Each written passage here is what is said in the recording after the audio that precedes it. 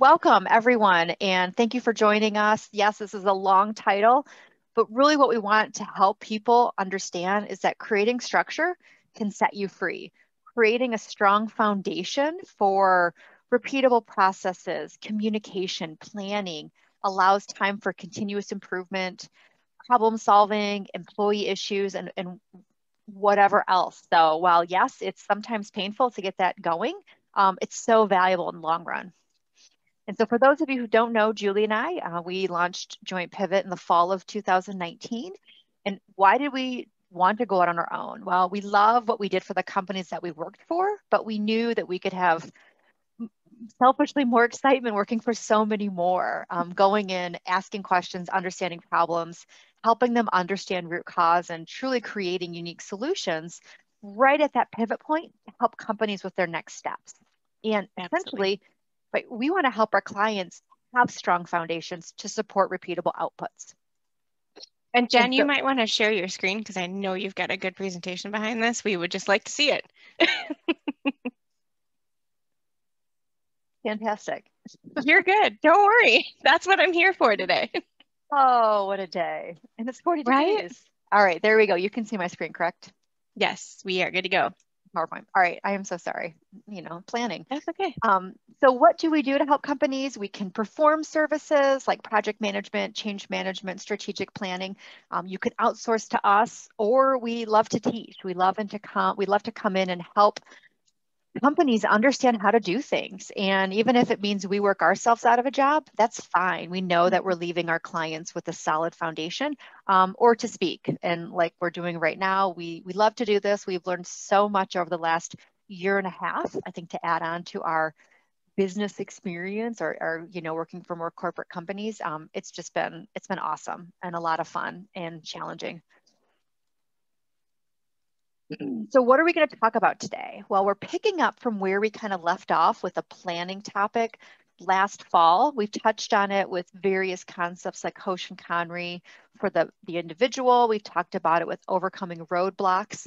So we are going to do a quick recap of something from, I think, last winter, maybe November, December, focusing on, I'm sorry, but we're going to dive into the concept of strategic planning, but focusing on current state. Without understanding current state, it's really hard to transition into future state. Yes, you can design all the processes you like and what you think amazing is going to be, but it's hard to get people on board if we don't understand what they're doing today. How do we know what we're actually good at, right? And where are our gaps? So we'll touch on a little bit of that. We'll review a process that we like to follow when we help companies on their journey. And then we'll have a couple examples of what our current clients are doing with us today. And so we want you to leave here with some new ideas of how to gain more control of what you're doing in your function or your company.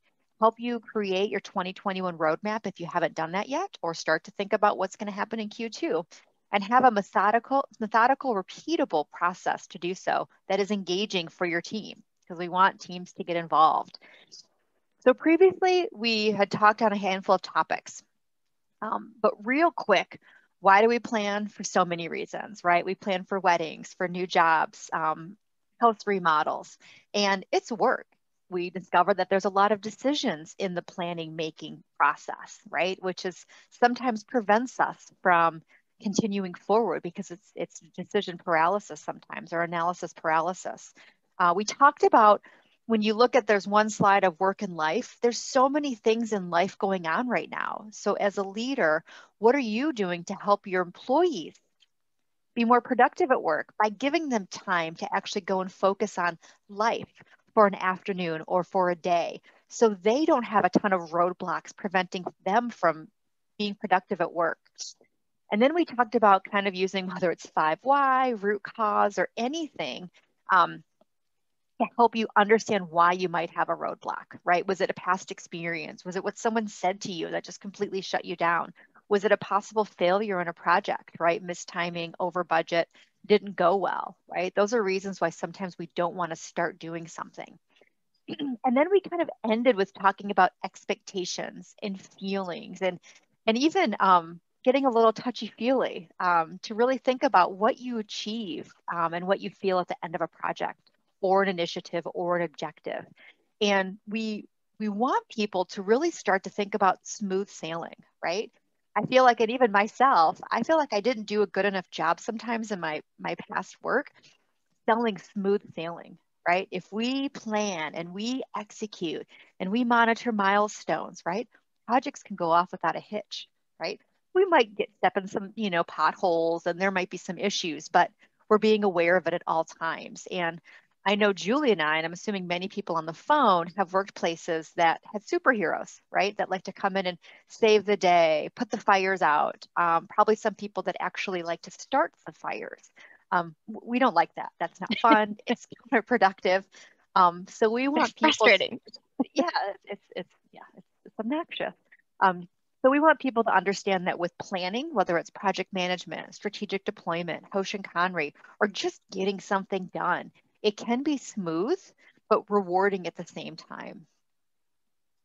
And I will add, Jen, we actually have a lot of new people on our attendee list today who have not been to one of our webinars previously. So if you Okay. did miss the planning webinar that we did in November or the Hoshin Conry webinar that we did Mhm. last July, they're all available on our YouTube channel. So if you do want to go back and take a look at those, if Mhm. Jen just piqued your interest in something there to be Yeah. like, hey, I want to go back and learn about that, it's right on our YouTube channel. And from today, you're going to be getting a copy of this recording, and Mhm. the YouTube channel will be linked on there as well if you do want to go backwards. Yes. Or you can go to joinpivot.com webinars Correct. and the links are all there as well. Exactly. So thank you, Julie. Yeah, welcome Um, to the new people. yeah, I know this is exciting. And so we kind of ended again last November with taking ownership. If you don't know the results that you want, start asking. Figure it out. Where are you going with your planning journey? What's holding you back? Dig deep, understand why, right? We want to get you over that. And while you're doing this, you're collecting current state, which is good because that all plays into your future. And then think about the experience. What do you want people to feel at Mhm. the end of a project? Or vice versa, remember a positive experience from a previous project to use that to start the planning activity, getting people excited, getting people to just go. And in the end, go. Do something. Something is better than nothing.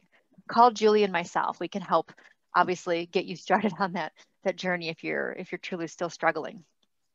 And so now that you're hopefully out of your head, thinking about roadblocks, who cares, past, experiences that have a cloud on your head, we need to get over that, right? And be mature adults in the business place, which sometimes isn't fun, but it is what it is. And so we want to talk about strategic planning. And the cool thing about strategic planning is, first of all, number one, if strategic planning is a scary word for you guys, use creating a roadmap, your journey, your action plan, right? Sometimes strategic planning sometimes feels like it's a C-suite corner office kind of thing. It doesn't have to be. It can actually be for obviously small businesses as well as functions and departments. And I know Julie and I have implemented these types of plans for our functions. So it's definitely applicable.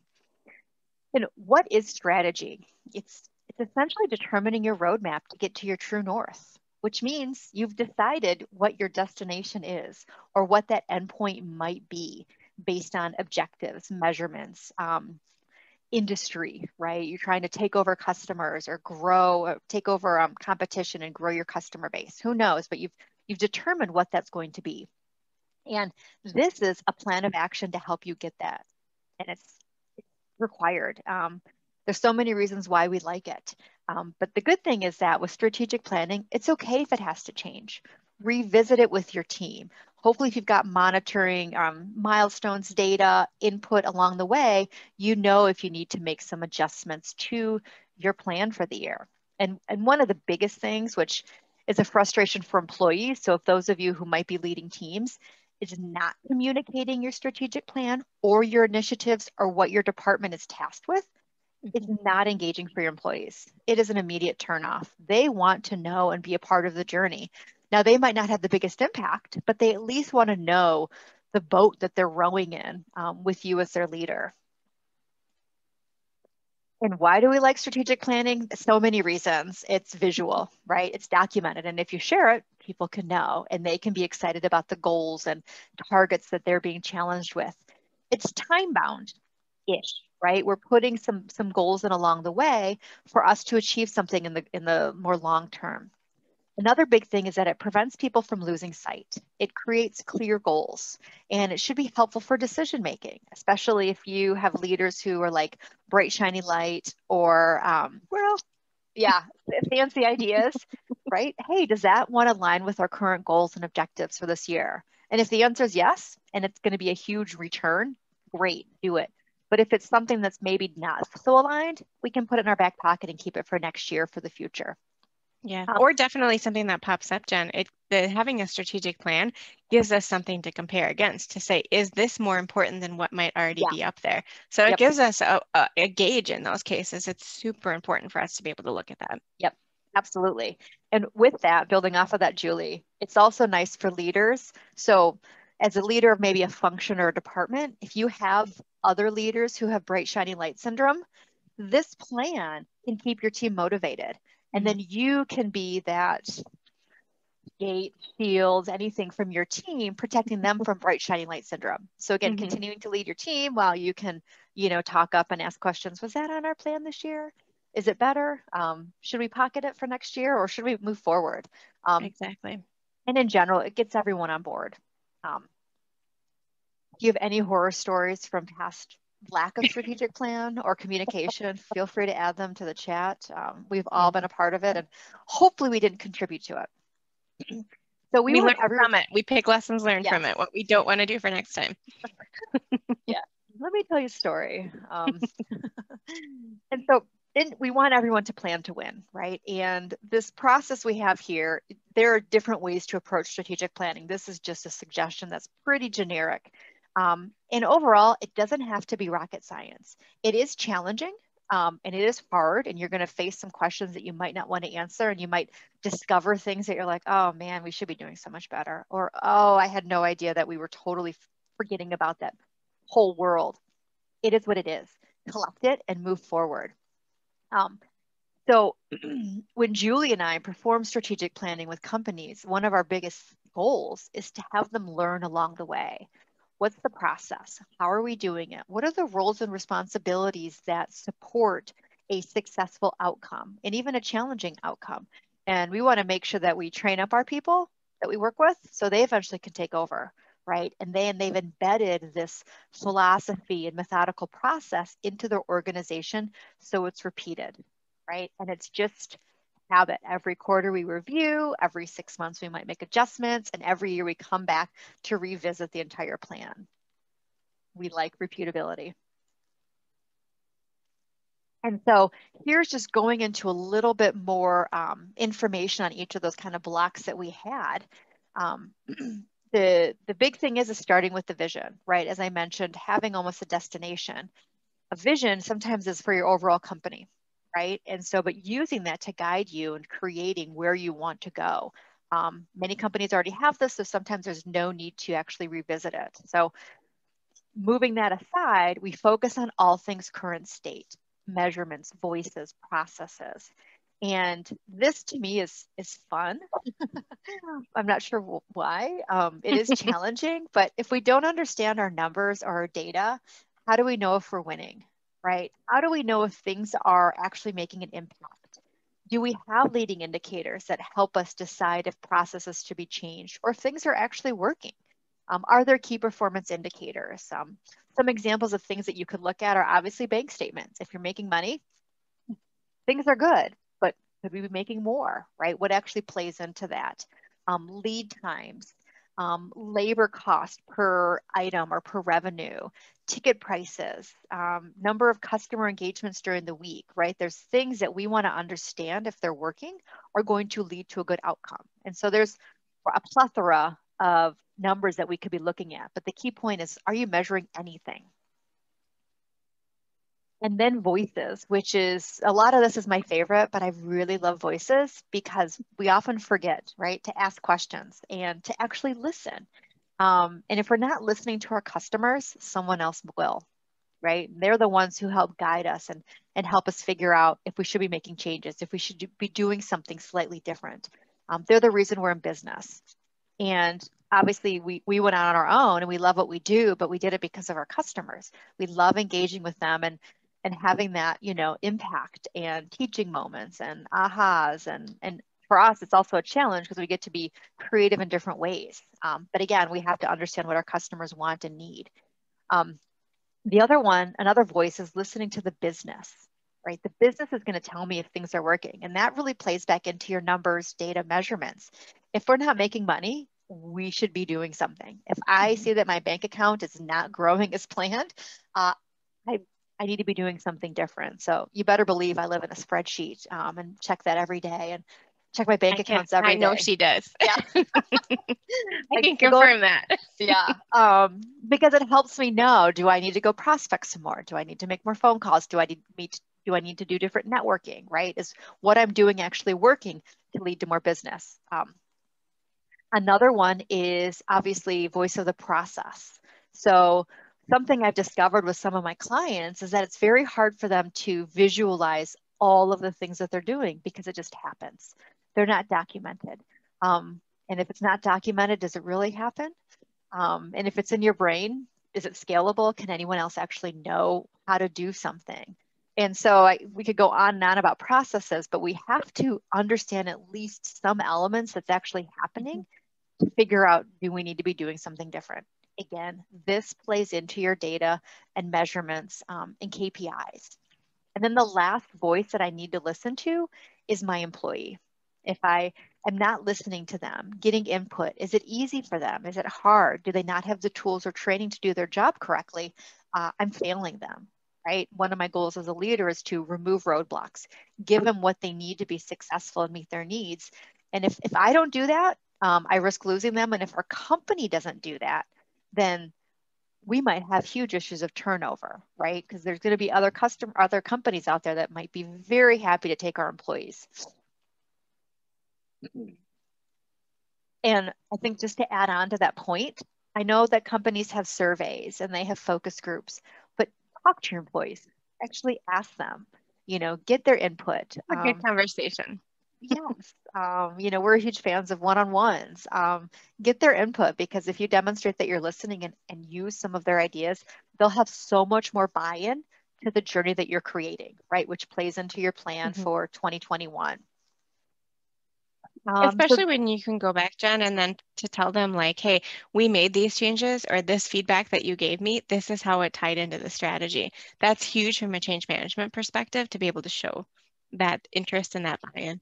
Yeah, absolutely. And yes, sometimes it is, I don't want to say time consuming, but it is sometimes exhausting to get all that information and figure out how to use it. But again, you're planting seed, you're creating that foundation for the future where you get employee buy-in and they're excited. Yes. So yes, we have a whole training on the fact that leadership is exhausting. But when you put that extra effort in, there's so many wins.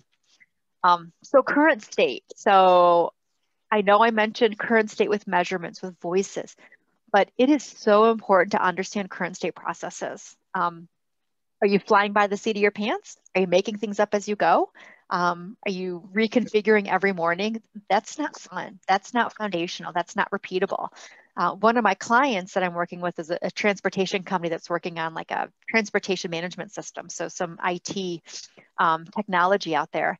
And I've been meeting with maybe 3 of the 7 key people to make almost their value map or their process, starting from the very beginning, from hiring people in marketing all the way through their operations and then paying invoices and past that. And I'm like, okay, I've got it.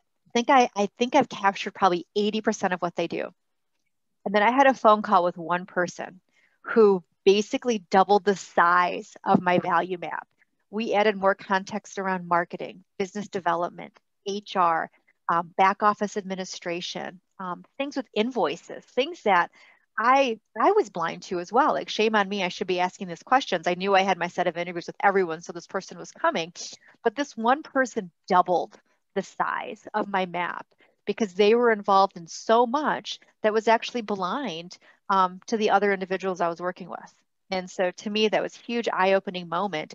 It was also very valuable for her to give that input because just the fact of talking and me typing, she recognized all the value she brings to the company. And we were able to use that to build up some more activity for her to actually even add more value. So key points: administration, marketing, sales, legal, right? What's going on that sometimes we forget about, but so important to your function or your company. Anything else to add with current state, Julie? I know we love all things process map. And I love all things process map because that really is showing you where the errors are, where the opportunities are, and especially where the wastes are that you can remove. 100%. yep, That definitely a totally. great learning experience. Mm-hmm.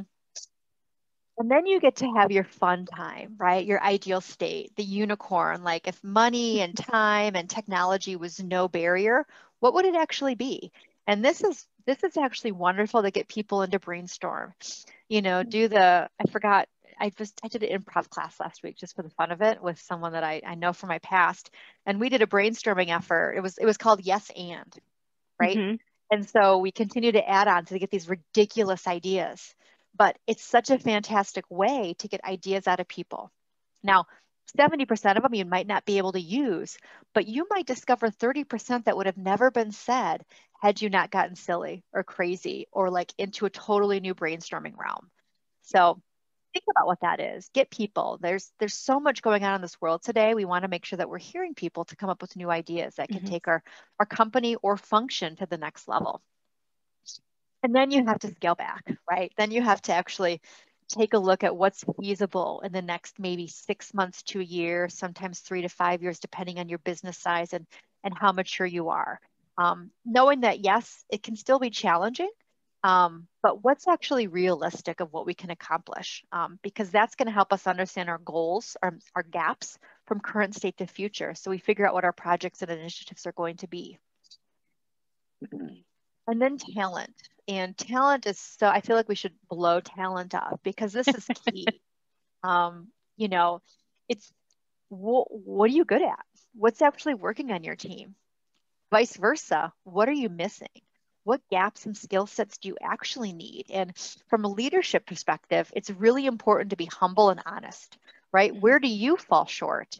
Where do you wish you had? And maybe it's not just talent to go higher, but talent to train up, right? What other activities or training events would you actually want to go to help your department?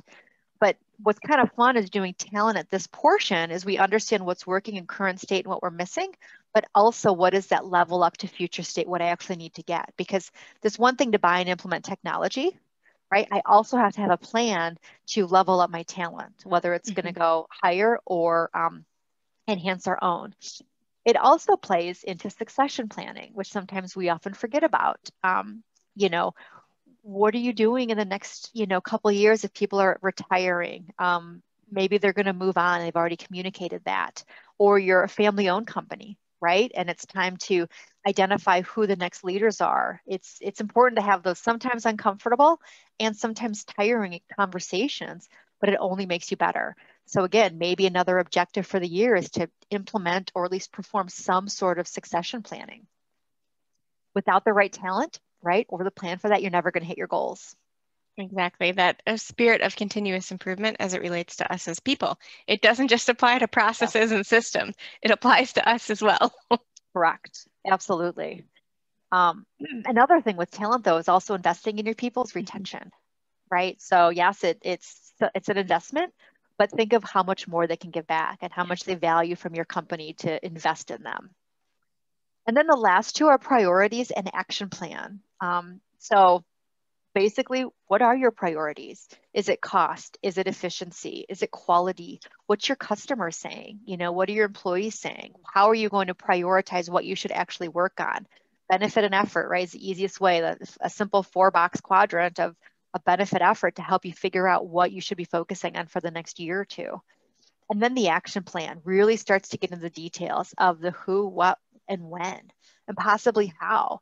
And I think I failed to mention it previously, but when we have an action plan and we tie those activities to people's jobs and we do some sort of quarterly or 6-month review, we can understand if we're on track to hit our targets for the year, which is Mhm. great.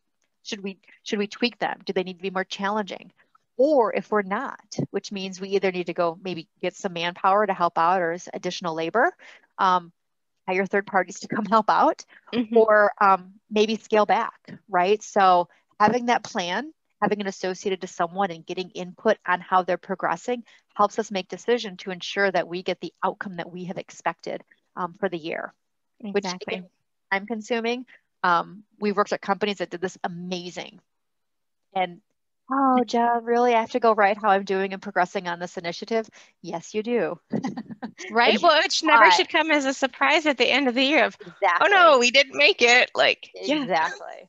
you Exactly. want to know along the way so you can put countermeasures in place 100%. and be Um, honest about it. It's yeah, not that big of a deal to raise your hand and say, hey, I'm a little bit behind. Can I get some help? correct. Absolutely. But it's key to have that. And if it's not Yeah. associated to someone and we're not asking the questions, we might have a really bad surprise at the end of the year, Hmm. end of the quarter. And here I've got two samples of how we're working with two clients on really filling in this plan for them. And the cool thing, number one, is that we can continue to run while we're doing Hmm. strategic planning. It is okay. It does not have to be stop for 3 weeks, let's focus and Right. calibrate. No, we can do this in bits and pieces and Hmm. chunks. And the cool thing about this, the transportation company that I've mentioned a couple times, is that he knows where he wants to get. And what we're doing is we're working on the foundation, repeatable processes, standard work instructions, figuring out where we put data to drive people. And something we're working on the next quarter is really implementing that continuous improvement mindset. So giving ownership to people. So again, very foundational, focusing on the people and what they do every day. So he can stay in the control tower and direct and ask questions and be strategic because he loves doing that. We want his people to be empowered to know what to do and how to do it and know that Hmm. they have some decision-making power and how to improve. And then the second example is with an actual function. So not an entire company, but this is a marketing department at a company that you can outsource all of your HR to. The fun thing with them is that their current state's not necessarily documented, right? It's in people's heads. Individuals know how they do things, and sometimes it works great. But when someone new comes on board, how do we onboard them? How do we help them understand how to do their job and give them the tools? So with them, we're working on what current state and probably a little bit of future state is. So when we onboard new employees, they know exactly Hmm. what to do. But again, we're allowing them to run. We're keeping them going on their marketing initiatives and their digital strategies. Um, it, that's totally fine. We can work behind the scenes to help you with that foundation. So when you're ready to go grow, we can bring someone in and they can start running with you. And then the sales spiel here is that third party for the win. And not that, we're forcing ourselves on people, but we love to help with strategic planning. Obviously, Julie and I love process and repeatable results. And so if you do have any questions on whether it's planning, project management, or just process improvement, please feel free to reach out. It's valuable to have that third party, different set of eyes. We don't have to get involved in the political, if there happens to be political stuff going on in your business, we get to stay out of Yeah. it, but yet ask questions that sometimes make people really uncomfortable, that others may not want to ask. Hmm. And so you're excited, right? You're like, oh, current state. I can go back. I can dig into some of my data, but no one else is going to want to be on board with me. What do you do? Right. So you have to sell planning because lots of people just want you to run without some sort of game plan. And so there's different ways. Again, coming back to the experience, the results, get people excited about the future state. Tell a story of when planning worked for the company.